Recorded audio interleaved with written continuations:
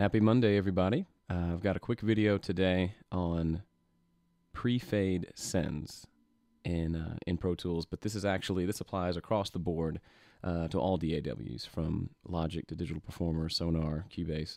Everybody has pre-fade sends. And this is the same session I used in the video last week on Solo Safe. So as you can see, I've got these sections over here solo saved. Now I want to talk about pre-fade send. I talked about this briefly in the video I made of just how to create a reverb track in Pro Tools, and it involves this little guy right here. This P stands for pre-fader send. So if I select it, it's sent this send is sent pre-fade or before the fader, and if it's deselected, then it's sent post-fader or after the fader. And what that means is this snare drum is sent to this reverb as it's assigned right now after the fader. So if I make adjustments here, it adjusts the amount of reverb that gets sent. And to me, that's typically the ideal way to do that. And here's why. We'll solo this up and listen to that. Okay, so that reverb, that snare is sitting in that reverb in a certain place. Now, as I move the fader up and down on the snare, you'll notice that the amount of reverb relative to the snare volume stays the same.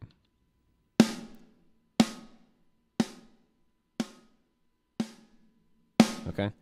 Now, if we made this a pre-fade send, then the amount of snare going to the reverb will stay the same no matter where this fader is. And that can mess up your whole mix. It can be useful for an effect, but listen to what that sounds like. As I change the volume of this snare, it's the same amount of reverb. So the sound of the room and the whole feel of that reverb changes.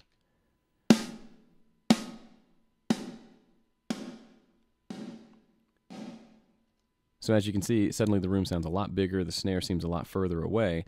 And like I said, that's good for an effect if you want that effect on a certain portion of the song, or that's just what you're going for. Otherwise, keeping any kind of reverb and delay send post fader is usually a good idea.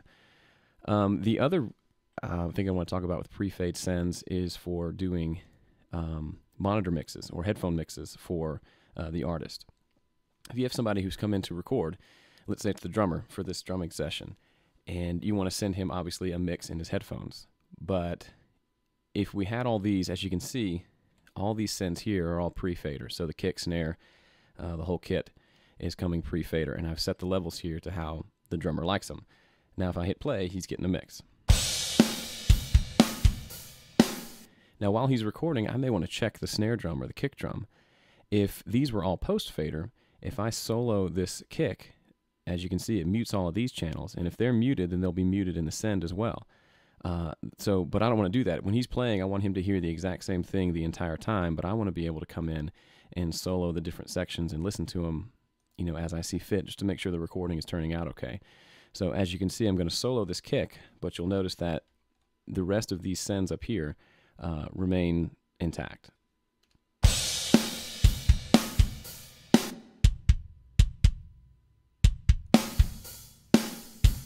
So as you can see, I can solo any one of these, and it doesn't affect what he's hearing, as you can see from these meters. Now, just for an example, I will make all of these post-fader. Now, check out the meters. The kick is soloed. Now, all he's getting is kick as well. So obviously not a good idea. So those are two quick uses for pre-fade, and little examples of how you can use that.